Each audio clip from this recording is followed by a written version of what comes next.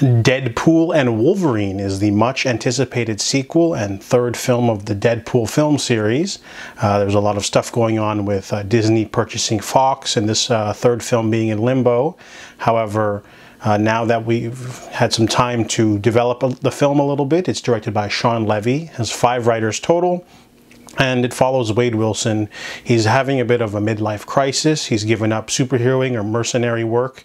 He just sells used cars with Peter and doesn't do much until he's kidnapped by the TVA.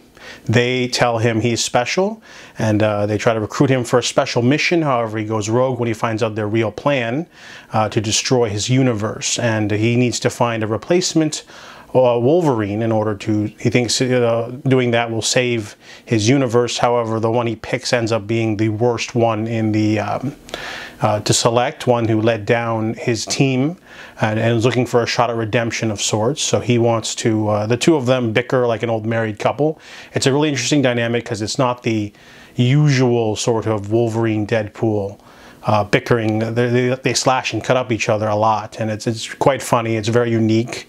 This movie goes for broke. It's not an accessible film at all. This is like the, I want to say like 46th film in the MCU, I think, or something along those lines.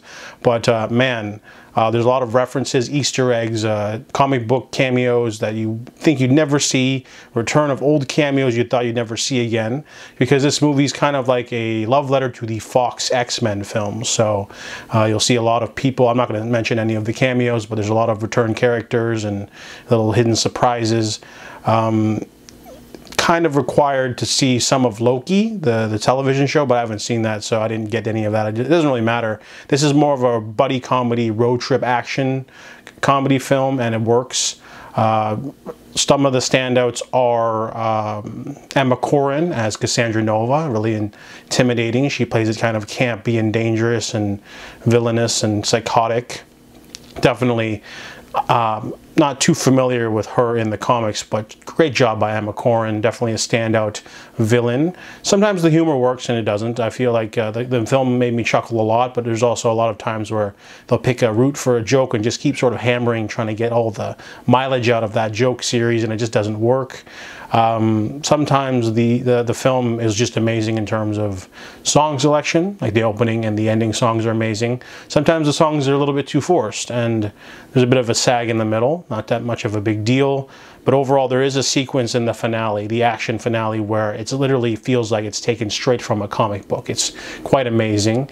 And obviously Ryan Reynolds and Hugh Jackman are both giving it their all. Really great chemistry. And I really liked how the movie's a little bit nuanced emotionally too. It didn't have to go that hard, especially with the redemption angle with Wolverine. They definitely didn't have to go into that much work. It could have just been a breezy 2-hour, just, you know, them messing stuff around, but they added a lot of serious stakes to it too, and there's a whole post-apocalyptic subplot in the middle. Overall, it's a crowd pleaser. You know, it could have been a little bit better maybe with the practical effects, but that's, you know, not really Shawn Levy's forte. That's more of David Leitch's forte. So some of the action sequences are very full of CGI. It's not a big deal. It's more of going for more of a comedic action sequences. But I would have liked to see some more practical stuff, especially in the finale. But overall, solid film. I give Deadpool and Wolverine a 7.5 out of 10.